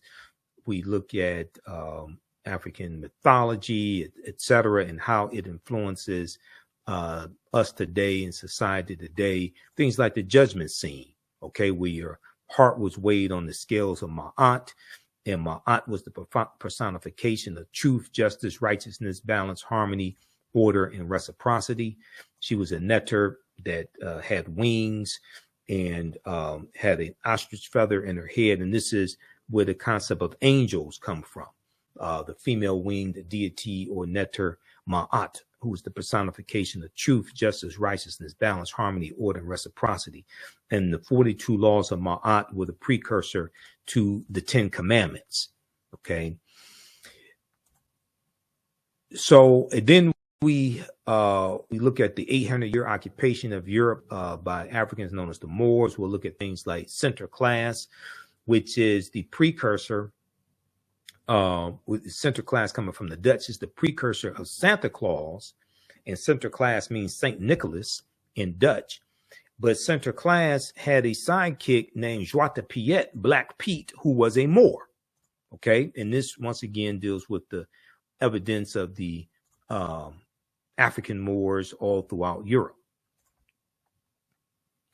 We deal with things with like, why is Christmas celebrated on the 25th? Now, this may go outside the circumference of some people's awareness, but nowhere in the biblical text does it state that December 25th, that Yeshua or Jesus the Christ was born on December 25th. But this deals with the rebirth of the Son, not the S-O-N, but the S-U-N. There was a book that I bought back in 2011 from the American Bible Society. I saw this at CVS Pharmacy here in Detroit, and it was called the life of Christ, the life of Christ, rediscovering how his life, death, and resurrection changed the world. And on page 55, they asked the question, why December 25th? Why December 25th? And it says, in Christianity's early years, people debated when Jesus' birthday should be celebrated. Some Christians were against observing it at all, as they did not want Yeshua or Jesus compared to Pharaoh and Herod, whose birthdays were commemorated. But in the 4th century AD, Common Era, Pope Julius I made it official Christ's birth would be celebrated on December 25th. Now, December 25th was also considered the birthday of the Son, the S-U-N, okay, the Son of God, the S-U-N. Using the technology available at the time, ancient astronomers observed that on December 25th, the days started getting longer again. They recognized the date as the winter solstice, which occurs on December 20th or December 21st. Usually it could be December 22nd, early in the morning on December 22nd. The winter solstice is when the sun moves into its lowest point in its 365 and 1/4 day journey. It moves into its lowest point. It moves into the constellation of Capricorn, and on the winter solstice, so you have December 20th, December 21st. Then the sun is said to stand still or be dead for 3 days, December 22nd, 23rd, 24th. On December 25th, the sun moves 1 degree northward, and you have an increase in the amount of sunlight each day starting on December 25th.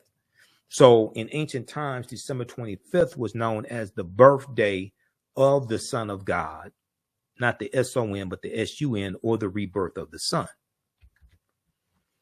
The Romans celebrated the birthday of the deity or god Sol Invictus. The prefix Sol, S-O-N, means sun, S-U-N. Sol Invictus, which means unconquered sun.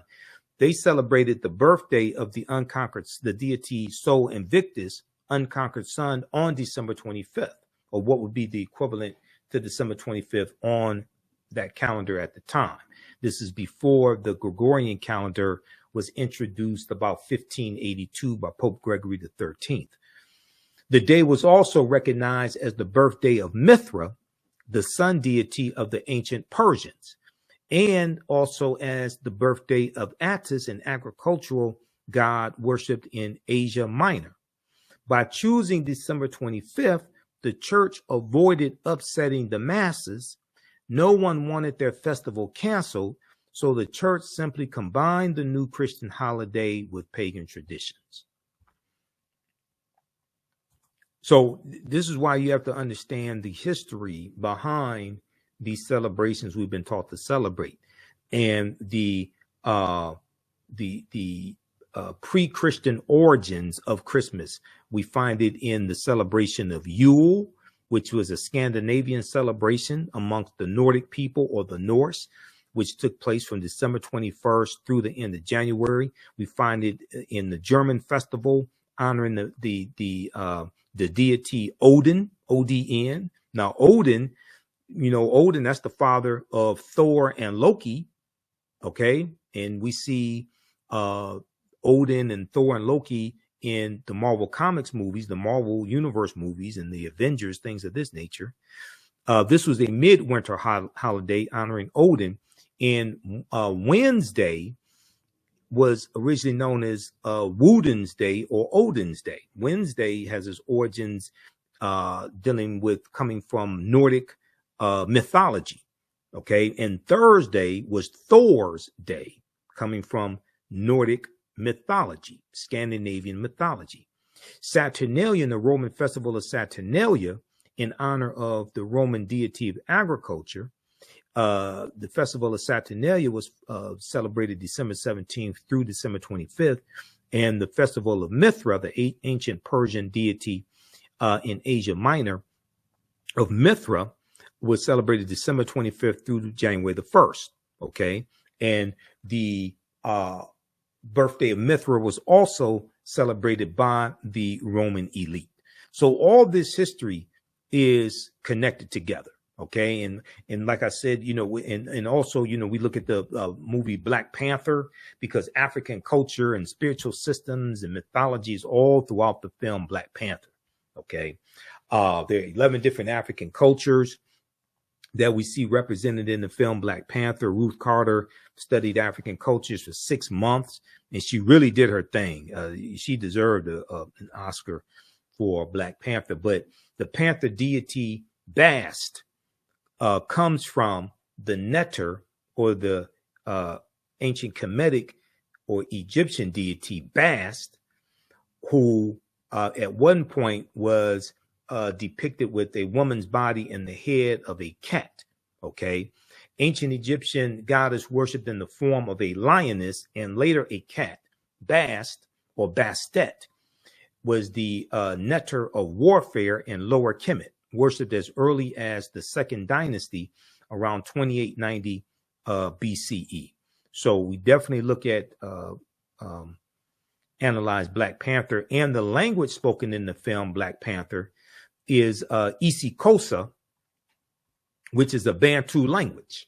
Okay, just like Kiswahili is a Bantu language. And I had that slide. I saw that slide here somewhere dealing with the language spoken in the film. Yeah, and what is Bantu? Okay, Bantu is a group of 500 African languages that we see spoken from southern Cameroon eastward to Kenya and southward to the southernmost tip of the continent, going into South Africa. So isiXhosa. So Miriam Makeba, she spoke isiXhosa. Okay, the South African singer Miriam Makeba, she spoke isiXhosa. So when she was on the Cosby Show, she was teaching the children Xhosa words. Okay, and she had in the Xhosa language, they have the click sounds in the Xhosa language. We also deal with the fact in the class that Jesse Jackson did not create the term African American. We know the term African American goes back to the earliest recorded usage is 1782 in Philadelphia, Pennsylvania. But in the Ballad of the Bullet, April 3rd, 1964, Malcolm X used the term African Americans. Okay, this is recorded also in the book Malcolm X Speaks. They have the transcript of the speech. He uses the term African Americans. So this is more nonsense, more, mythology, more just outright distortion of history that we need to stop spreading. As Reverend Jesse Jackson reintroduced the term African American, he did not create the term African American. Okay, so we go through and look at, Carthage and Hannibal Barca, the Battle of Cannae, as I said. Christopher Columbus is extremely important to understand, because Columbus, we see the expansion of the transatlantic slave trade under Christopher Columbus and where he goes. And we know that he set sail August 3rd, 1492. Later in the same year that the Moors lose control of their last stronghold, Granada, January 2nd, 1492. Okay. So all of that is related. And Columbus never comes to the land we call the United States of America. The closest he comes here is Cuba, which is about 90 miles away. He's in the Caribbean. He's in Central America, South America. He never comes to the land that we call the United States of America. We also discuss Queen Cleopatra VII, coming from Jada Pinkett Smith's documentary African Queens, as well as Queen Nzinga, Nzinga fighting against the Portuguese. Okay, because all that's important to understand. In these documentaries from Jada Pinkett Smith that are on Netflix have brought a lot of this history into the mainstream and into the conversation, and they work to educate a lot of people also. Now, here is a excerpt of an interview dealing with the Woman King that I did with one of my teachers, Professor James Small. And here we talk about the Arab enslavement of African people that began in 652 AD after they conquered Egypt in 642 AD. And we deal with what happened to the Black ancient Egyptians. But there's a conflict between the Dahomey and the Yoruba land. Yoruba land is being invaded by the British, or by this time have been invaded by the British. This is the great burning of Benin and the robbing of Benin and all this is the great burning of Benin that we hear about in history. We don't connect it and so forth that we hear about in history. But there's a greater Yoruba war going on between the people. And these boundaries called Nigeria, they're not there then. People, and these boundaries called greater boundaries, they're not there then. People have other kinds of kingdoms, greater boundaries, and there's conflict between some of these kingdoms, mostly around trade. And there's conflict between some of these. But you got something else happening at the same time. As the Muslims, you got something else happening. Wars of genocide, as the Muslim ethnic cleansing was taking place in the Nile Valley. It's taken place in the Nile Valley. Mameluke Turks and the Seljuk Turks, and then finally the Ottoman Turks are the 9th century in the end of the 9th century, beginning of the 10th century. They're pushing millions of people out of the Nile Valley into West Africa. Out of the Nile Valley into y'all hear what I'm saying? They're pushing millions of people. Y'all hear what I'm saying? Out of the Nile Valley into West Africa. Into Chad, in through Cameroon, into Nigeria, down into Ghana, Cameroon. This population through what is called Burkina Faso. This is the population of the people. Everybody always asks, what happened to the Egyptians? Well, we're talking to each other here right now. What happened to the Egyptians? Well, we're talking to great number of those refugees. A great number of refugees scattered to the south and to the west. Millions of refugees because of the Turkish and the Arab ethnic cleansing that goes on for hundreds of years, leading up to the 1400s, are caught leading up as the vulnerable population in what becomes known as the vulnerable population. And I know a lot of us don't go there with that piece, but you've got to understand who are these people there with that piece. And so the kingdoms like Dahomey on the coast, somebody coming from the north, that's the northeast, have brought captives that they want to sell to another community because they don't need that expansion in their population. And this group of captives was either hostile to them or refugees that they felt was taking their space away from them. Okay. And that population, most time, that refugee population was at least able to defend itself, end up being caught in the trade. And it wasn't a trade at all. It was a war of genocide against African people. There was no transatlantic slave trade. Nobody was trading anything. People were being captured. People were being murdered. People were being raped. Villages were being burned to the ground. Okay? People were being slaughtered to get enough so you could make $200-300 in that day's money, which would be a couple of $1,000s in this day's money, or for one human being to do labor in the Western Hemisphere, where he was worked to death in 10 to 15 years and would be replaced with someone else, a process that went on for 400 years plus.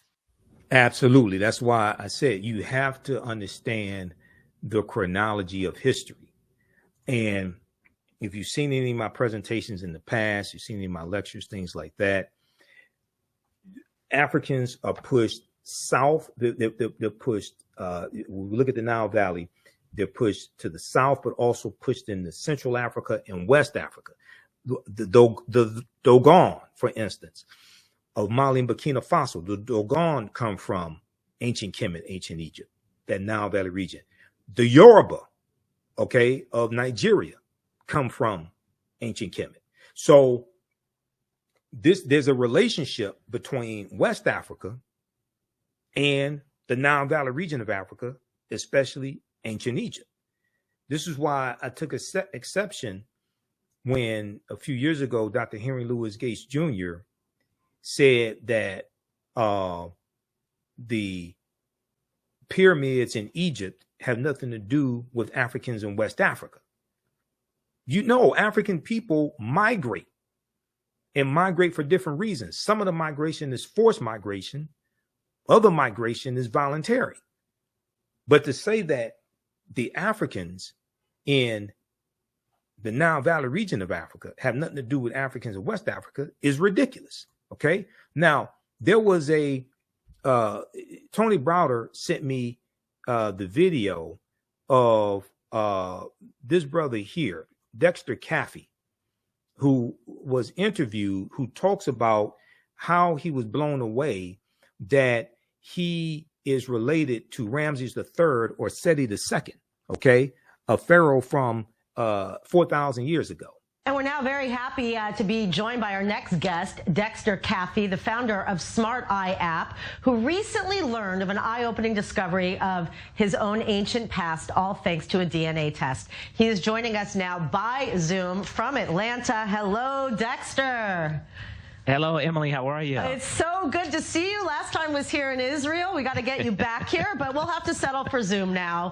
You have such an interesting history. Please explain what made you do a DNA test, and then what happened when you found out all of a sudden that you're related to Ramses III. That's a great question, Emily. Well, about a year and a half ago, I traveled to places like Israel, France, and different places like that. And so what happened was people would always ask a normal question, where are you from? And I would say the States, United States. And the people that I saw in France would say, no, where are you really from? And I said, the States. That's all I know. And so that question stuck with me for a long time. And I just said, where am I actually from? I mean, I know I know I'm American, but where my DNA is from? And so I said, well, let me take my DNA test. It was a 23andMe DNA test. And I took the test, and I was shocked when I saw the results. It came back, and it showed that I was actually a direct descendant of the Pharaoh Ramses III. And I knew nothing of the pharaohs. Didn't know much about Egypt, but everything you hear about, Bible stories and things like that. So for me, it was a huge shock, and that's how I found out about it. Wow. So obviously you took it deeper and deeper. You saw all of these synchronicities in looking at images of the pharaoh, how much you and even your brother look like them. And your own company has like an eye logo that looks like the Eye of Horus, unconnected to any of this. So what did this open up for you in terms of your own knowledge and learning about this? I remember I was actually laying in my bed on Christmas Day, 2021, and I was going through my 23andMe DNA test, and that's when I saw that I was connected to the Pharaoh Ramses III. And again, I knew nothing of this situation. And so I looked up a sculpture of the Pharaoh Ramses III, and when I saw the sculpture, I literally screamed. And my wife said, Dexter, what's wrong? I said, this guy from 4,000 years ago, we look just alike. And she said, Dexter, wait a minute. There were no pictures from 4,000 years ago. I said, no, his sculpture was the Pharaoh Ramses III. His sculpture, we look like identical twins. And she said, let me see it. She saw it. She said, oh, my goodness. And then I continued to go over different sculptures, looking online. And I saw the sculpture that looked just like my brother. If you could show that on the screen, it'd be absolutely amazing. But it was, and I looked at the sculpture and I said, this looks just like my brother Joe. And I called my brother Joe and I said, I'm going to send you something. And he said, where'd you get that from? It looks just like me. I said, that's a sculpture of the Pharaoh Ramses III. And he said, oh my God. I said, that's over 4,000 years old and looks identical, just like you. So we were blown away, completely blown away. All right. So more and more of this information is coming out. Okay. And is going to cause a seismic shift in our consciousness. The biggest thing that we have to understand is that even though, yes, the transatlantic slave trade did take place, that is true. African people were here in this land that we call the United States of America, tens of thousands of years before that happened, number one. Number two, there is a relationship between Africans and West Africa and Africans in the Nile Valley region, especially ancient Kemet, ancient Egypt, number 2. Number 3, when we talk about repairing the damage of slavery and the legacy of Jim Crow segregation and redlining, housing discrimination, things like this, but especially 246 years of slavery, it's the root concept of repair means to make you whole again, to restore you to a status before the harm was inflicted upon you, to restore you to a state before the harm was inflicted upon you. When we talk about repairing that damage, if you start your analysis with African people already enslaved, conquered by Europeans, stripped of their history, culture, language, spiritual systems, folklore, mores, family names, family ties, cosmology. If you start with us already in that institution that dehumanized us, you don't understand that you don't understand. You have to deal with who African people were and what African people had before our history was interrupted by the transatlantic slave trade, to actually understand on a much higher level the concept of repairing the damage. Because we have to reclaim our history, culture, language, spiritual systems, folklores, mores, names, cosmology, that cultural paradigm that gives us our foundation, that gives us our values, our interests, and our principles. And it's that foundation that influences our economics and our economic empowerment and our political empowerment. And every ethnic group in America uses their history and culture to fight for scarce wealth, power, and resources. Every ethnic group in America, largely, generally speaking, has their history and culture intact in various ways. And they use it to fight for scarce wealth, power, and resources. Ours has largely been taken away from us. There are elements of it, but as a recognizable system, as a recognizable culture, it's largely been taken away from us.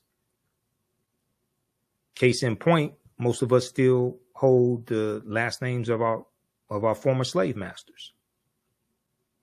And this influences the two sides of the pyramids, the economic empowerment and political empowerment. If the foundation is not in place, it doesn't matter how much money you have. You're not going to know what to do with it, and you're going to give it right back. This is why 97% of $1.6 trillion, 97% is spent with people that don't look like us, spent with non-African American people. And this is why I explain to people who just talk about reparations in the form of money and not understanding the history of the laws and policies put in place that have inflicted harm upon African Americans in this country, and don't realize that you have to correct those laws and policies that continue to inflict the harm and maldistribute wealth, power, and resources. Because once you spend the money, those laws and policies are still in place, inflicting harm. The disparities when it comes to health, infant mortality, the fact that our homes are valued at $48,000 less than comparable white homes. So that's $156 billion in lost wealth that African Americans have when it comes to home ownership. The study from the Brookings Institute a few years ago shows that. If we all got $1 million today, white people will have it all back by this time next week. And the only thing you would have done is stimulated their economy. Cash payments can be part of a comprehensive repairing of the damage. But cash payments by no means can be the only form of repairing that damage. Absolutely. You have not properly assessed the damage that was done. All right, so that's going to do it for us today. Visit our website, theafricanhistorynetwork.com. You can register for this full 10-week online course. We teach this on Saturdays, normally Saturdays, 2 p.m., 5 p.m. Eastern Standard Time. I had a couple presentations that I had to do on Saturdays, like the 2 previous Saturdays. So we moved the class to Sunday.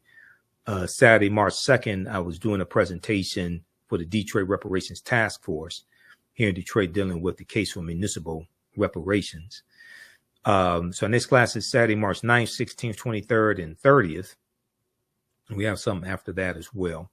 So you can register for this class at our website, AfricanHistoryNetwork.com. Click on register here. And on the next page, click on enroll. We do the sessions live, but all of them are archived and recorded. You can go back and watch them anytime. So hopefully you learned a lot today. Give us a thumbs up, give us a heart, give us a like on this broadcast. Support the African History Network also through Cash App and PayPal. And remember, right now it's corrects wrong behavior. It's not over till we win. Wakanda forever. And we'll see you at our online school, the African History Network. We'll see you in class. Peace.